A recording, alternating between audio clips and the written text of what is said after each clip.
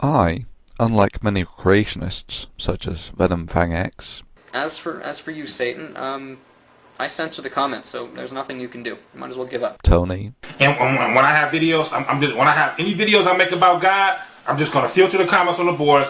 I'm not allowing them to comment on my motherfucking boards.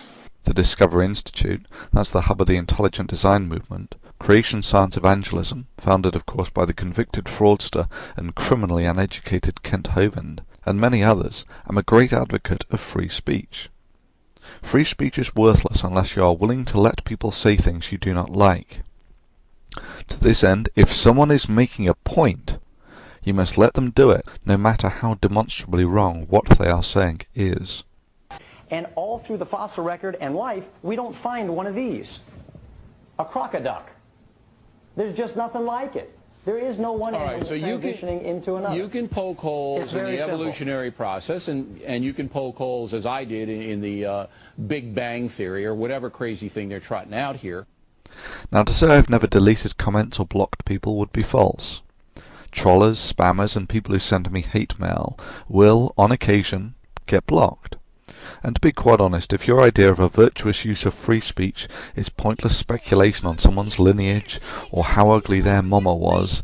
Well, your mama is Hold it, wait a minute. Don't bring anyone mother into this. well, you can do it elsewhere.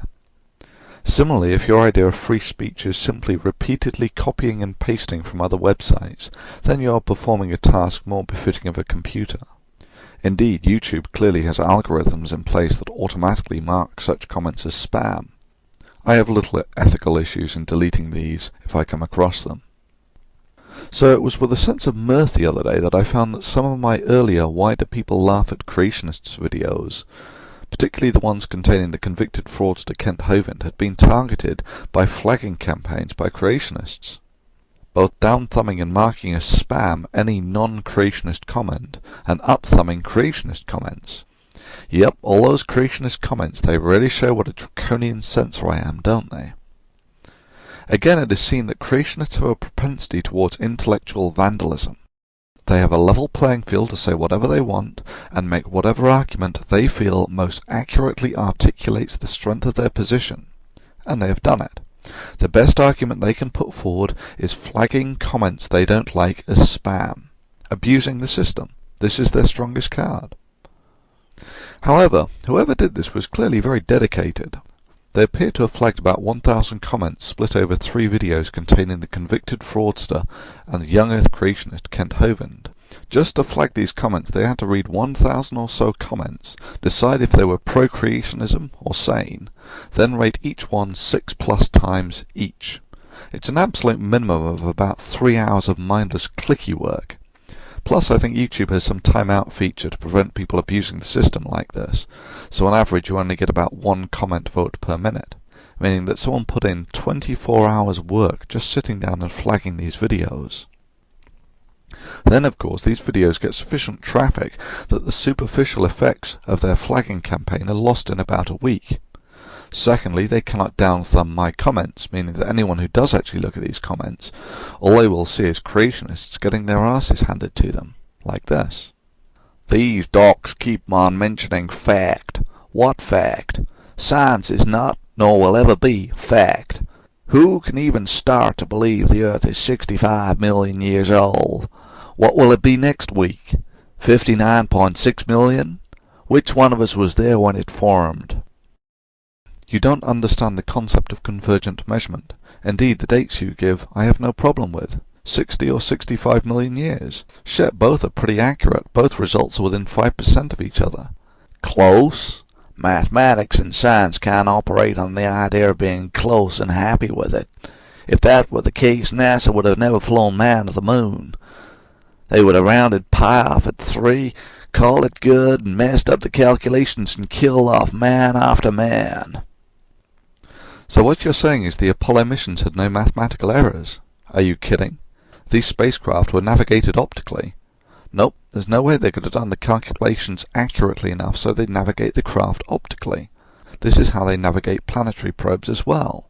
They do it mostly by maths, but they correct the error manually. Roll, pitch, etc. could never have been as good as 10%. Finally, I can simply turn off the comment voting on these vandalized videos and instantly undo all of their work, albeit at the cost of disabling the comment voting on that video.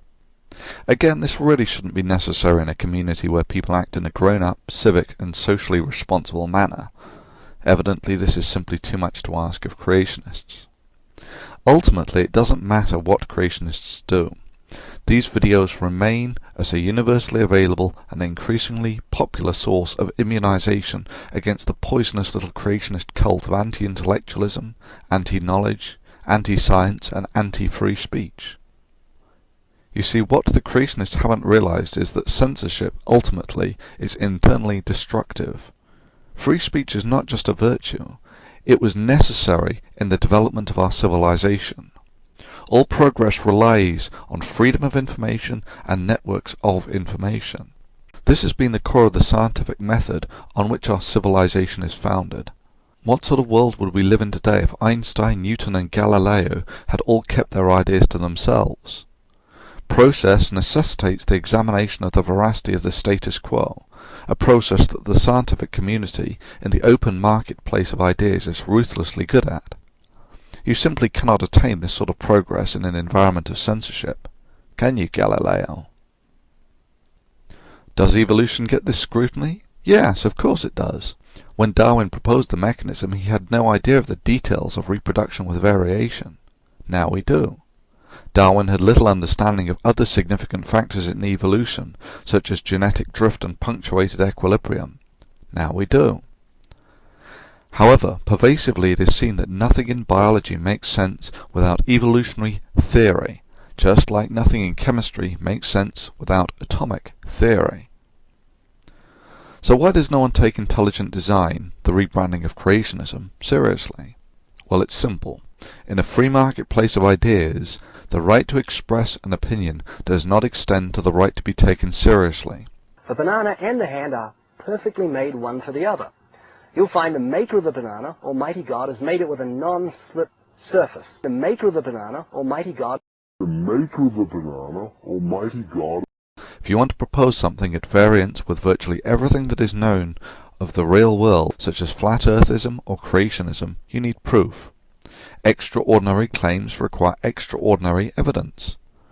Creationists not only do not have such evidence to back up their claims, what they propose contradicts a large portion of what has been established by the scientific method.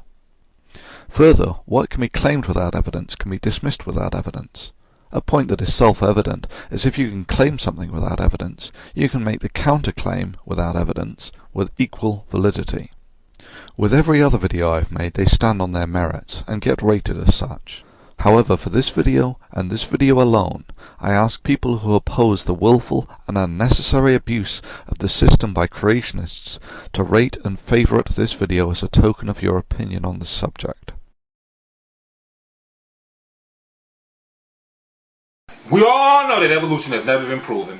It was a theory, an idea that was made about some fucking moron that wrote a book about it, and then it was never proved. It's not something that you prove it. They didn't observe a monkey evolving into a human being. So if humans evolved from monkeys, there will be no monkeys left on the face of the planet. Now, it was my limited knowledge, or my limited intelligence, or limited fucking knowledge of science. Why are there still monkeys on the face of the planet? Why? Why are there still monkeys on the face of the fucking planet? Well, firstly, we share a common ancestor with the great apes. This is not the same thing as saying we evolved from monkeys. However, your confusion over common ancestry can probably be best cleared up by a simple analogy. The reason there are still great apes while Homo sapiens share a common ancestor with them is the same reason that Americans are mostly descended from Europeans, yet there are still Europeans.